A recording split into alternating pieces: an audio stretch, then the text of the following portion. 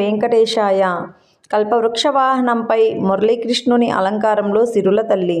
శ్రీ పద్మావతి అమ్మవారి కార్తీక బ్రహ్మోత్సవాలలో 4వ రోజైన గురువారం ఉదయం కల్పవృక్ష వాహనంపై శ్రీ మురళీకృష్ణుని అలంకారంలో శ్రీ పద్మావతి అమ్మవారు భక్తులకు అభయమిచ్చారు. వాహనం ముందు గజరాజులు నడుస్తుండగా భక్తజన బృందాలు భజనలు, కోలాటాలు, జియంగార్ల గోష్ఠితో అమ్మవారిని కీర్తిస్తుండగా మంగళ వాయిద్యాల నడుమ చిరుజల్లుల మధ్య వాహన సేవ కోలాహలంగా జరిగింది.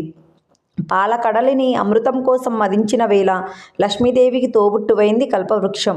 ఆకలి దప్పుల్ని తొలగించి పూర్వజన్మ స్మరణను ప్రసాదించే ఈ ఉదార దేవతా వృక్షం అన్ని కోరికలను తీరుస్తుంది.